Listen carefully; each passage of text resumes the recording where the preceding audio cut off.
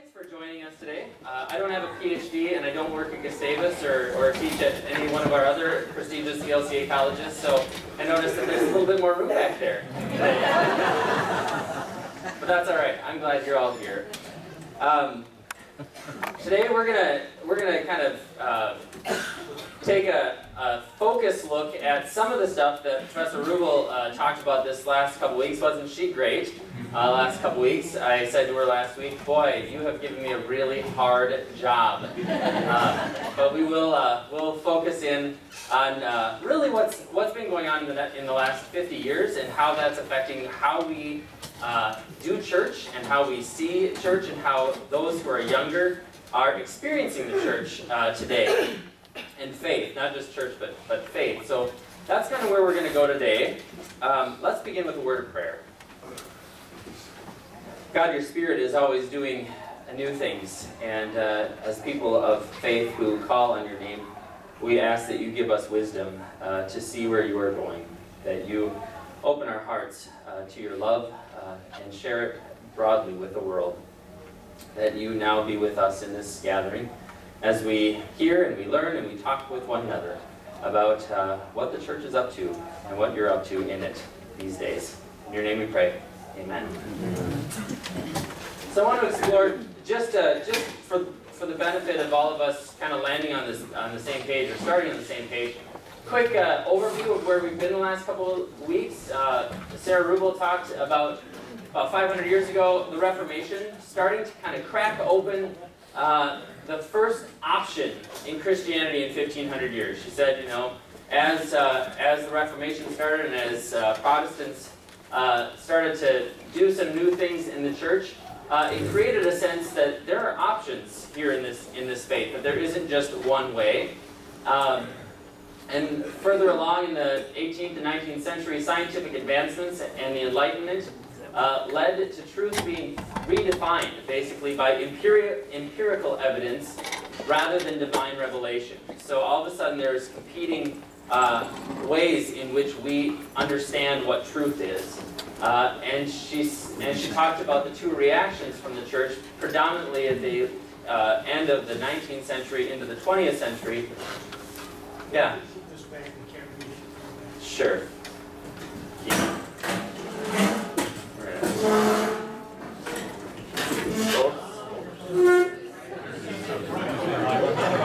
Yeah. Big help.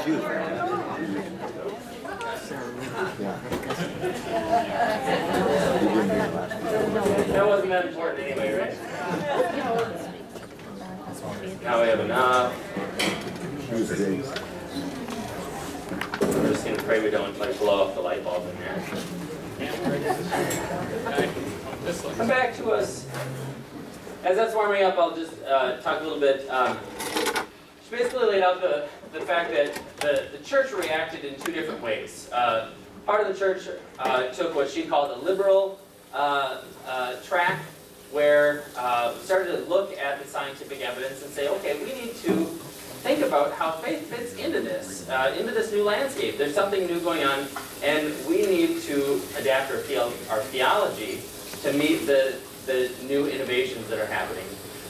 Conservatives, on the other hand, took a different track and said, no, we're going to cling to tradition, and we're going to not really look at what's happening necessarily at all this new stuff that's going on out in the world, but we're going to kind of bring things in closer, work on personal piety and our own relationship with Jesus, starting kind of a trend that moves toward an individualistic sense of who God is, or how we express our faith.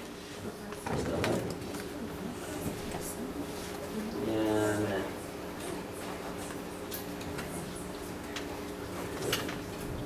hold on 1 second. Yeah, I have a lamp light down here, which is not good news.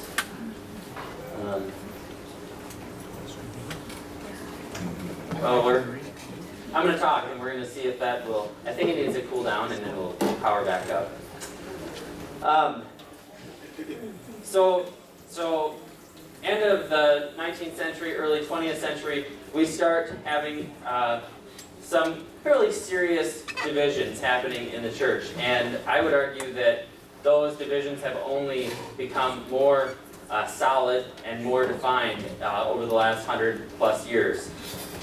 There's been three basic reactions of individuals to the response of the church over the last 100 years, and probably more so even in the last 50 years. Oh, hey, we're back up. Good. And now let's. Oops. I don't hold it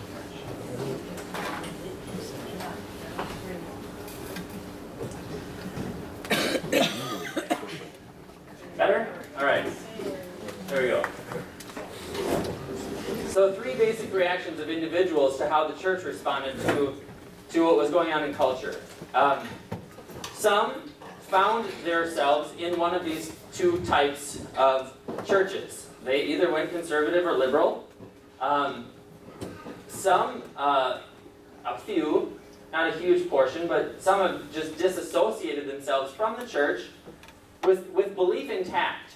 So to say, you know what, as I see what's going on in the church, I don't really need this church thing, but I think God's a good idea. And so kind of this spiritual track without any kind of community institution around it. And the third option that people took was simply unbelief. To say, you know what, this science stuff is just too convincing. I don't understand why people would think that God has anything to do with this. Look at all these advancements we've taken and that we've found, and who needs God?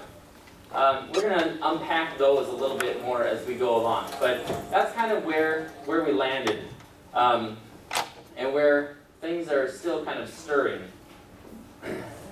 I want to talk a little bit about this funny paradox that I think has actually happened in our churches.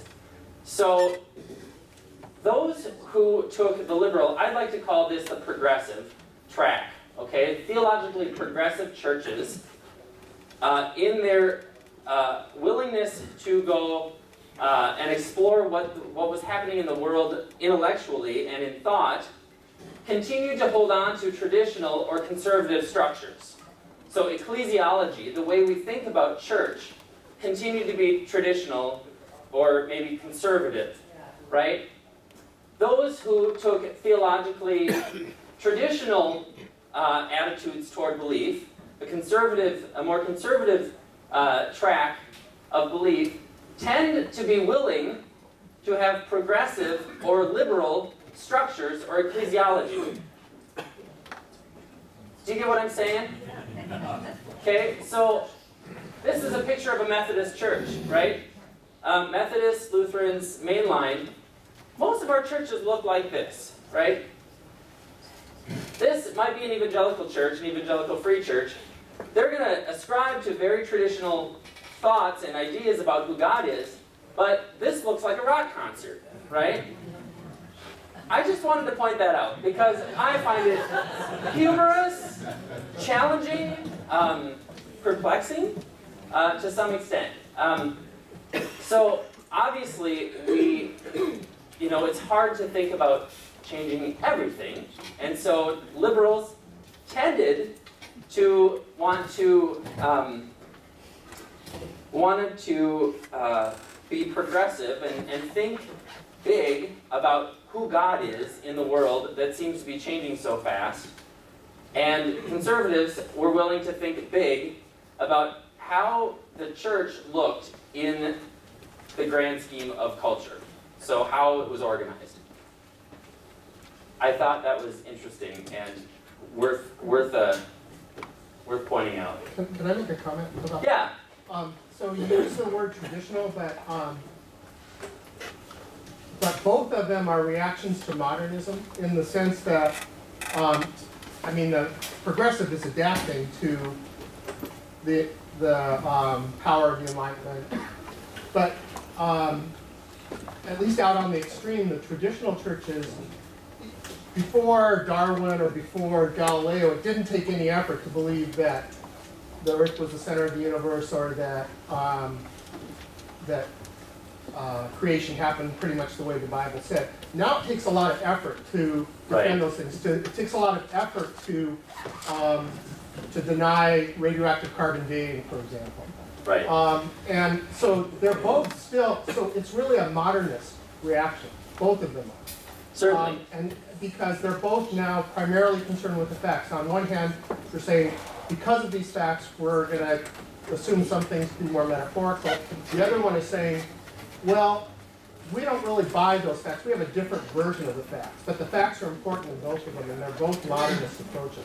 Certainly, right. And we'll get to kind of what's coming after that. That's what I was gonna, no, but that's helpful, Jim. Thank you. Right, and like I said, these are responses. We're always kind of responding to what's happening in culture. We've just chosen to respond differently, or to different parts of what's going on in the church. So, I want to talk a little bit about baby boomers. How many of you would consider yourself a boomer? Okay. Yeah. So you're probably, what year of these things? We couldn't help it. It's like I can't help that I'm a millennial or something. Right. So, the culture, I mean, things in the 20th century started picking up fairly quickly. We have to remember, 20th century is the most violent century in human history, right? There's all these things that are happening and that are putting pressure on the church, and this is part of the reaction. Cultural events that shaped us. The assassination of JFK. How many of you remember where you were the day that JFK was shot? Right? You know, I would say that later generations, it's 9/11. Where were you? So that's kind of a defining event. Martin Luther King Jr. and the Civil Rights Movement was putting pressure on just the fabric of society, questioning what had been for so long, and creating great reaction, both in two directions. I think 1968. Has anyone read Tom Brokaw's book 1968? It was one that he wrote after the Greatest Generation. Just all the things that were going on in 1968.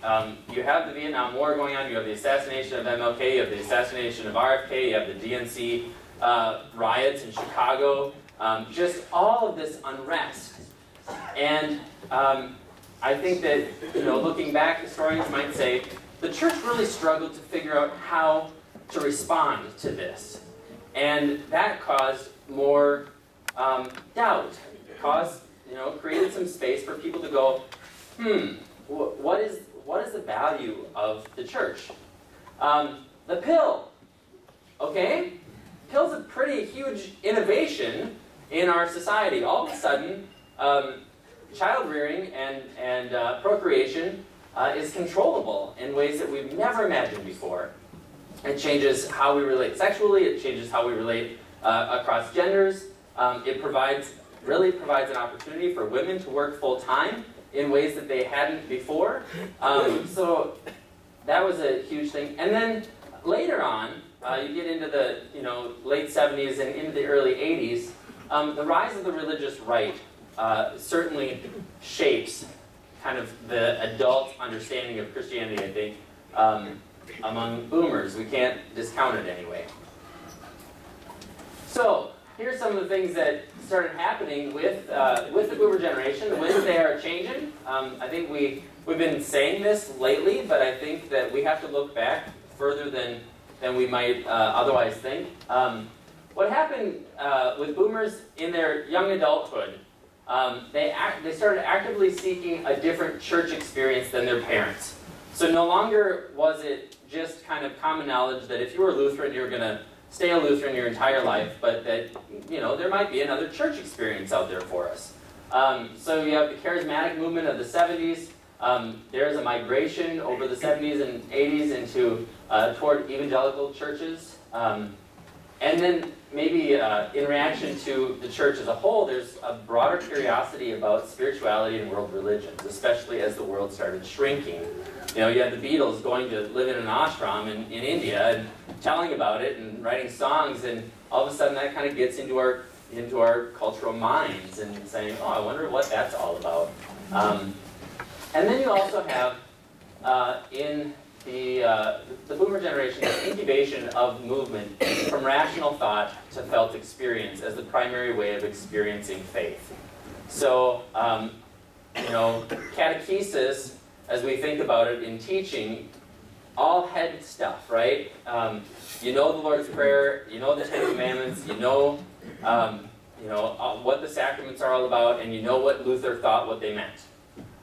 And you could recite them verbatim, and you got to be tested in front of your whole congregation and shamed to death. No, but that was how we measured faith. And I think what started happening within the boomers is they started to migrate away from this intellectual, purely head kind of doctrine type faith to what feels good, what feels right. You know, and that certainly has played itself out deeply in their children's lives. Definitely, and probably Phil can probably talk to you about how he experiences that among students on campus. Keeps me up at night. Yeah. And even for those who remain part of the church that they were born into or that they are committed to, I mean, and not everyone abandons the church, but those who stay affiliated with the church, contributed, they have a looser affiliation. So it's not like everything revolves around the church. The church started moving away from the center of everyone's experience as a society and started migrating toward the sideline. And so worshiping every week and then serving and then being in a circle and being on the council and being on 3 other teams, that just hasn't necessarily been the desired experience of boomers like it was maybe in previous generations. Although maybe none of us like to serve on committees, I don't know. So boomers' children, who are they? They're named Buster and Millennial. So the Busters are Generation X. Those are people starting to be born in the early 70s, or actually the mid to late 60s. But really the kind of glut of Xers or Busters are those born in the early 70s. And Millennials are those who come of age around the year 2000. So 81 and earlier. Or sooner. Some characteristics that have shaped their experience. They are the generation of divorce. Andy Root at Luther Seminary is doing a lot of research on how divorce has shaped his generation. He's, I think, a year older than I am, and what that means for us theologically and as the church, and how do we respond to this, and what's it doing to our sense of who God is. And so this is a huge marker of people's experience. These young people who experienced divorce led them to distrust traditional institutions more. The permanence that we think of in our social institutions, like marriage, gets doubted more frequently. The conventional wisdom about the primary value of traditional societal institutions gets questioned. And this generation has largely been jaded also by the church's role and the reaction to divorce. How they've responded. One example might be how the Catholic Church, has forced annulments on couples who were married in the Catholic Church, and then also making it clear that any children born of that marriage are illegitimate in the Catholic's eyes. That just doesn't, sure, it might be church law, but it doesn't make any sense to those who are told that, right? I'm one of them, actually. So, and so there's that. And also just the sense that the church really supports traditional nuclear families, and that if I'm part of a family that doesn't necessarily look like that, I don't know where my place might be.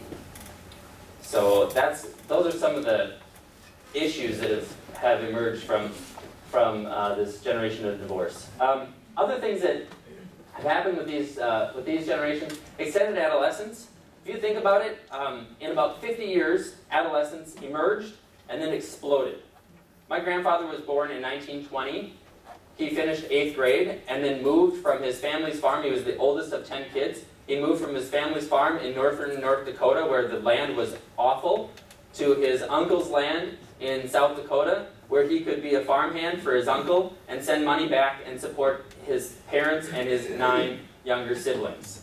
No adolescence. I mean, you just become an adult at 14, right?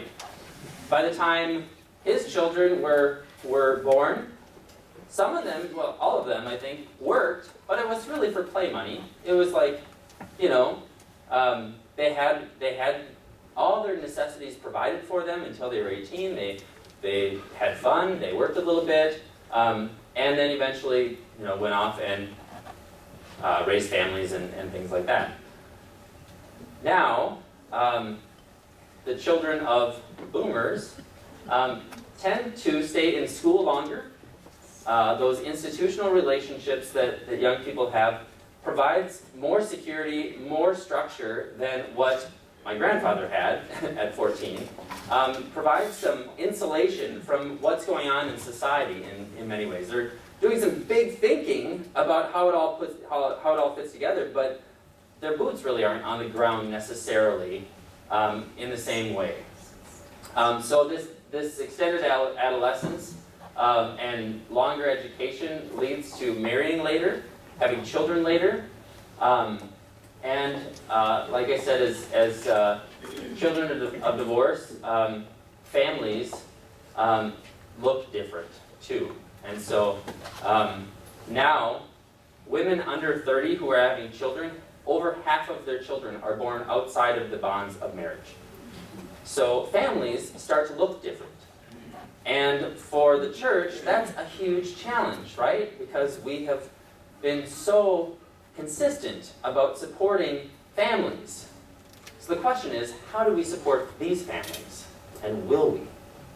What are we going to do? I think Shelley and the family ministry team will talk more about that next week or something. So, Chris. Yes, we will. Yes, you will. Okay. All right. Good.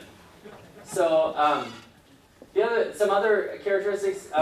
These are generations who are living in a multicultural world. And we see this even in our schools here in Rochester. I mean, those of us who are adults, we probably live in a much more homogenous environment than our kids or our grandkids, because our schools are 30-some% persons of color. Since 1965, when the U.S. immigration laws changed and we started welcoming people from all kinds of different cultures and countries outside of Western Europe, we have had a surge of different cultures, different religions, and this has just become part of the landscape in which our kids and young adults are living in today. We don't really question, it just is. And so some of the parochial nature of our congregations can be off-putting, can be challenging to cross that barrier. Whereas the greatest generation had a religious unaffiliated population of about 6%, and the boomers, it was about 13%. Today's young adults in their 20s and 30s are religiously unaffiliated by 26%. So a full quarter of the population have no affiliation with any faith tradition whatsoever. And a greater number still are not deeply connected to any kind of religious experience. This is a huge piece. Young adults perceive church to be for nuclear families. And if you think about the way in which we structure our programming and the emphasis, and I'm not criticizing this, but this is just how we've operated for years. We work to get our kids through Sunday school and confirmation, and then there's usually a huge drop-off, and we tend to the relationships of those who stay around in high school, and then kids move away, and young adults move in, and we wait for them to get married and come back to the church. And they might come back to the church when they have their first child, but that's happening less and less too. And if you think about it, and extended adolescence leads to later marriage and later children, that gap between the time that kids have had maybe a positive experience in confirmation, and the time they're coming back to have their first child baptized is now somewhere between 16 and 25 years. And, I mean, think of the things that have changed in your life in 16 to 25 years. And how hard it could be to try to reconnect to something that once was. So, I think one of our challenges is to figure out how do we build stronger relationships with those in that chasm that we're losing them on. And we're not the only ones. Lutherans aren't the only ones. The mainline isn't the only ones. Evangelicals are losing them too. It's across the board. On top of all this, I'm going to be like totally doom and gloom, and then we'll bring some hope, I promise. Promise. So if the boomers experienced a lot of cultural change over the course of 15 or 20 years, there were 4 cultural shocks that involved the church within 4 years. Diana Butler Bass, who was a writer and scholar, is like a sociology, a religion scholar, recently wrote a book, and she presented on this at the convocation up at Luther Seminary this summer, or this winter. In 2001, we have 9/11, the defining event of our culture in the start of the 21st century. For young adults, the overwhelming reaction to this is that religion is perceived as violence, as fuel for violence. And it fueled, on one side, it fueled Islamophobia and intolerance of the other. It's fueled a culture of fear in our ethos as Americans. And I think that in spite of the fact that many churches responded very well immediately to help figure out what is this all about, I think the church was largely unprepared to respond in meaningful ways over the long haul. That the talking heads on television and the just this kind of wave of information and speculation was hard to combat as the church. So shock number 1 is 2001. Shock number 2 is the allegations of the Catholic sexual abuse scandal. Here, young adults see that there's abuse of the most innocent by those who lead the institution. There's already some distrust in institutions as a whole among this generation, and now we've just seen that that those who had power to do something, it looks like they failed to do it, to cover their own backsides. And so now the church is associated with this. 2003 is the election of an openly gay Episcopal bishop, Gene Robinson. And here, you would think that young adults who tend to be more open to gays and lesbians would celebrate this, but it was not so much the election of the bishop, but it was how the church responded to it in such brutal ways. The fights that happen among congregations, tearing them apart, taking property and having major fights in paper op-ed sections. And the response of the church and religion seemed mean-spirited, and it was largely lost on this generation. What's the big deal, I think, is what a lot of young people said. Now, we can argue that, obviously. There's certainly conversation to be had about that. But the general response of this generation is, I'm not sure why people are responding the way they are. And then fourth, in 2004, what Diana Butler Bass coined as evangelical Constantinianism. Not my term, I couldn't come up with that one. So in 2004, George W. Bush had the lowest approval ratings than any other sitting president to be reelected.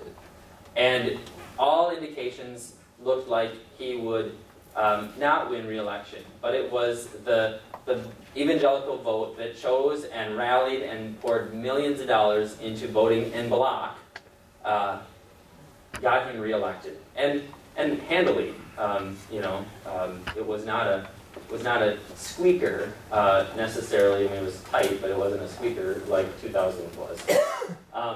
And what happened as a response of young people, especially in the evangelical church, is that they said, you know what, you've won this battle, but you've lost us.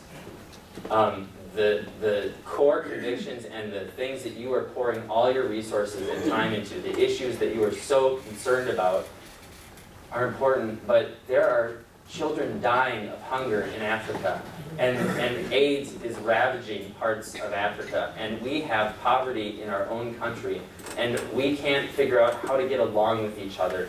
And why aren't we talking about those things? And so you start to see, especially among the evangelicals, there's been steady decline in participation in church in both the mainline. Mainline's been kind of like this. Evangelicals has been a little bit of a slight tick. But toward this point, both start to plummet. The evangelical church lost their kids because of an election.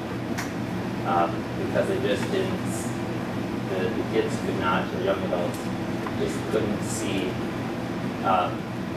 how this could happen, that one party could hold on to the whole Christian vote. So what I want to do now, about giving you some food to chew on, I have a quick video here, about 5 minutes long. In Washington, D.C., a bunch of ELC congregations got together to have some conversations with young adults and ask them some core questions about what do they think about church, about Christianity, about Jesus, about spirituality. And so I want you to hear these voices of young people, because I'm fairly young, but even these people are younger than I am. And let's face it, I am a product of the church institution. I've been church my whole life. These folks will give us a little perspective, and we'll have a little conversation then afterward. We're going to pray this week.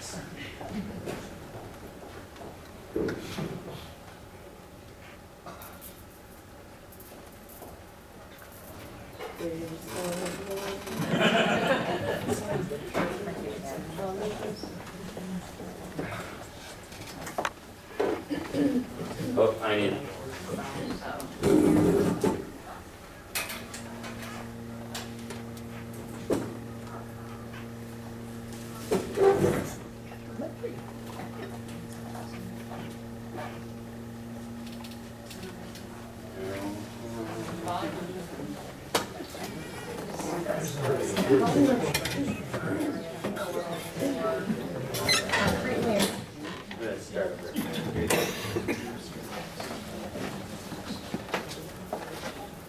My name is Amy Thompson-Sedinley, and I'm a Lutheran pastor. I spend most of my time talking to 20-somethings about how they experience the church, what has either interested them in it or more likely turned them away from it. The reason that I was asked to do this was to help the church in our area think a little more concretely and hopefully strategically about how we involve young people in the congregation. I think that in general, it's very rare that I'll say, oh, I'm going to church on Sunday. People know that I go to church on Sunday, but I think that people have a lot of opinions. Instantly, friends think, if you go to church, therefore you're religious. If anything, it's more of a social atmosphere where I can meet with fellow Christians. Church isn't necessarily something that young people do. I haven't been very active in church since I went to college, and then now, as a college graduate, working, still haven't become active, although I'm starting to become services more. When I attend a local church, I feel as though I'm going to have to attend really regularly and make a really big effort to get to know people and to become part of that community. Honestly, the community part is much more important to me than the sort of the church or the service or anything. Very oppressive, very indoctrinated, very Prejudice? I don't know. Doesn't like gay people. I think the church is associated with not being very welcoming. I mean, I see churches as being very like top down in their organization. There's someone on top and they sort of tell everyone else what to do or what to think. I think there are a lot of churches that strive very hard to be these like all-inclusive, all-loving places that are kind of fuzzy on the one side, and then there are churches that are trying to be very like doctrinal and theologically correct on the other side that are completely not loving. I think Christianity does have an image problem. It is concerned with its appearance. Christianity can be very hypocritical. Like I said, can be very oppressive, very zombie-esque. Christianity is inflated with the like messed upness of people. Not accepting of other lifestyle choices, not accepting of people that are different than them.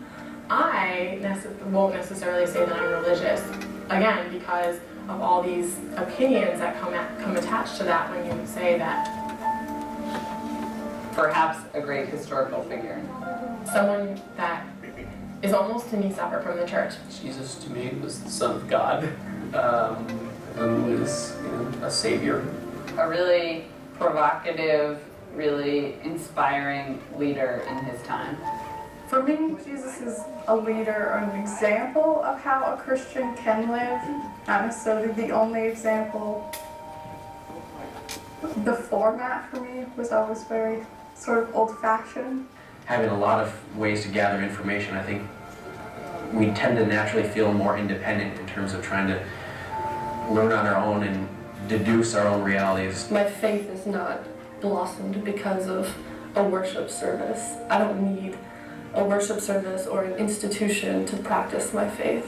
I think I found other ways to express my Christianity and to have a spiritual life. So for me, church isn't necessarily the only answer. I think my spirituality comes out of my experiences. I think that can sometimes transcend the church, and I can find that in places outside of the church. A lot of the problem is, and why I was really turned off from the church when I was in high school, is that when you have people that are in church and say, I can't be with you people that are outside of the church because you're sinners, and, then you automatically have this gap that the people outside of the church, you can't engage and you can't be real with a person. You can have a conversation, but it's like, you feel like there's no commonality there. My housemate hosted a Easter celebration for young people in her church at my house this past Easter, and she sent an email around to the house, like, here are the details, and all of my other roommates were like, oh my God, we thought this was about mimosas and like, hang on, we did not think this was about Christ is risen. We're not sure we believe Christ is risen.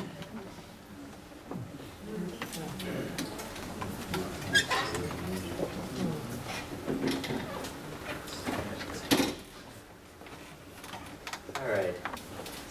So the good news about those particular young adults is that today, every single one of them is engaged in an ELCA congregation in the DC area. They weren't for a long time, but they are now. I think Evan, I liked Evan. He was real, and he told it like it was, and also was just very articulate. And I think one of the things he kind of mentioned was that, worship doesn't necessarily do it for me. It's not going to be the way in which young people are necessarily going to experience the front door of the church.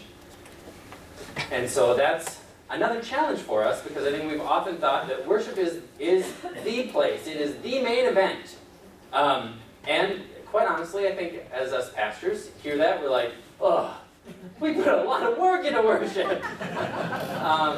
Come on, it's got to do something for you. But the reality is that you heard words like community being more important than worship. Most of these young adults found a way into the church through a side door of the ministry mostly of social justice or service in the community, where congregations were actively doing something to speak out about or to act upon what they saw was not in line with God's vision for the world.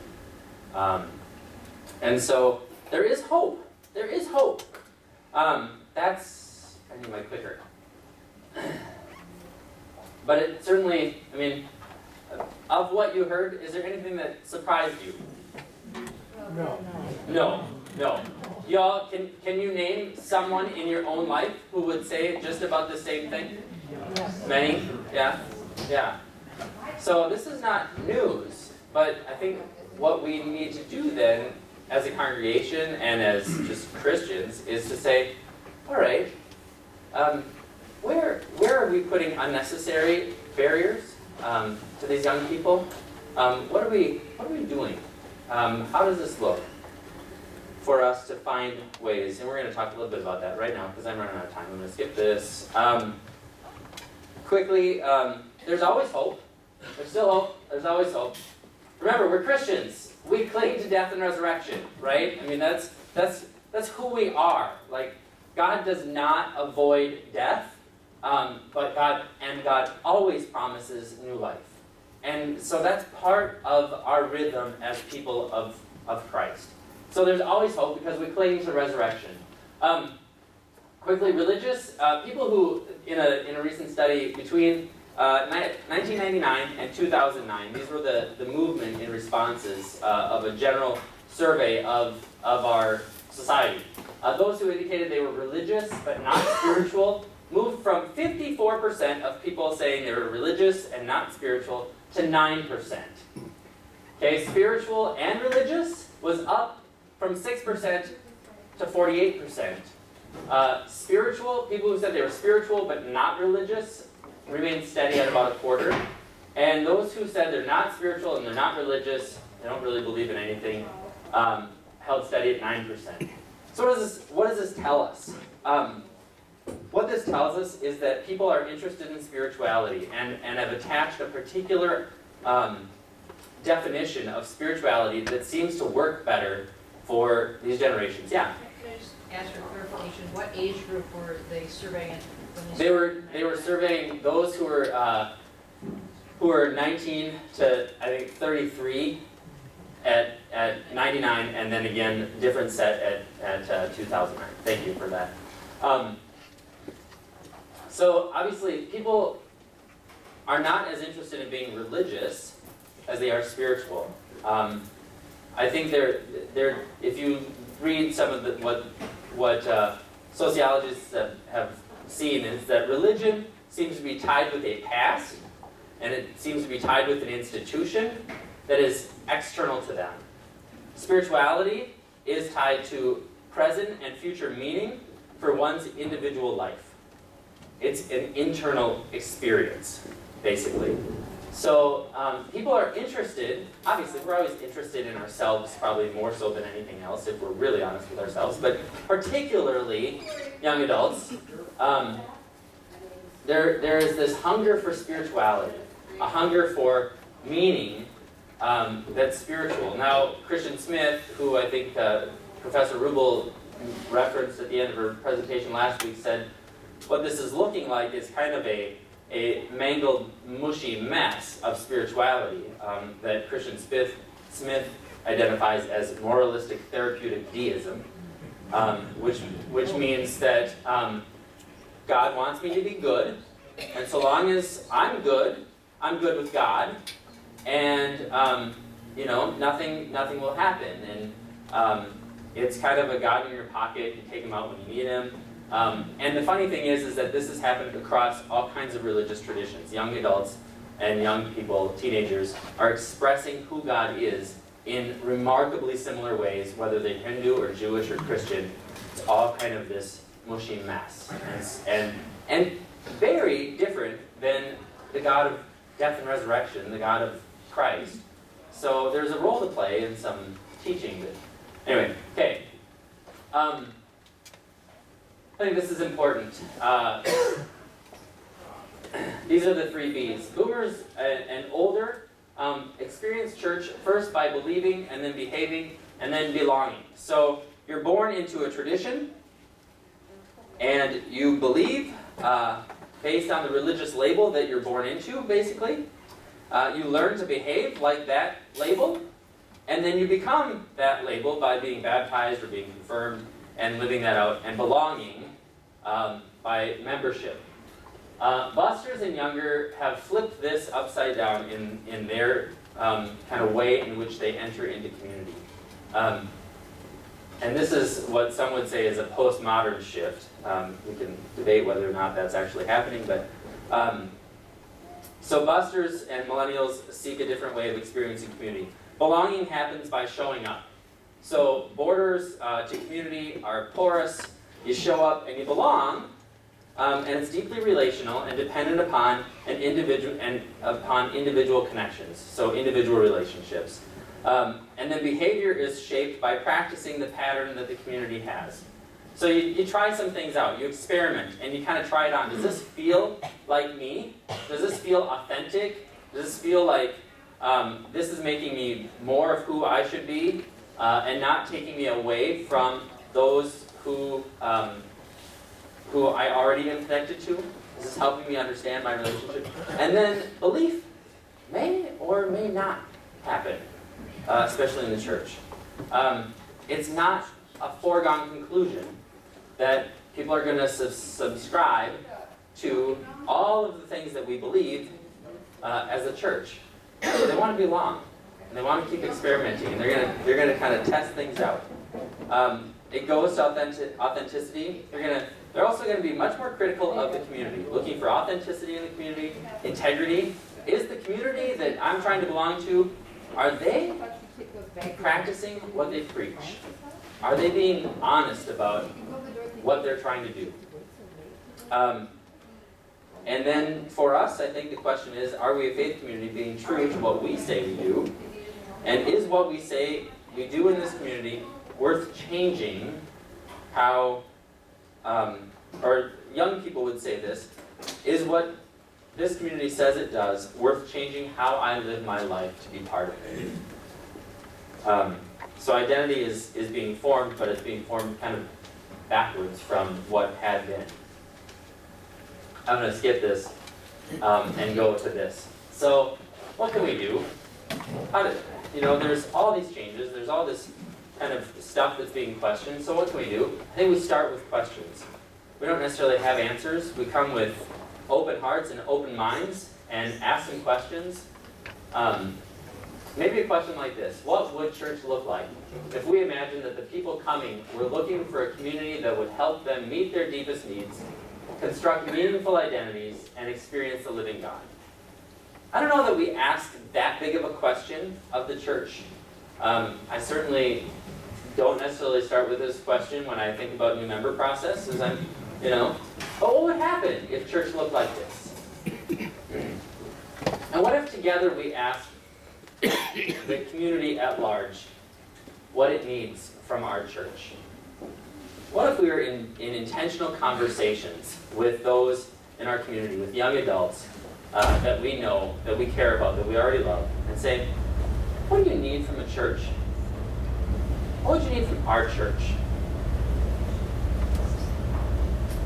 Another question might be, what would church look like if we intentionally asked people who were coming, and those who weren't, what we as a community needed from our church?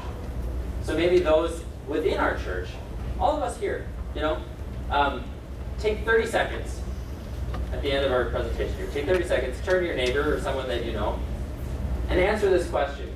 What do you need from our church? Think about it, and go.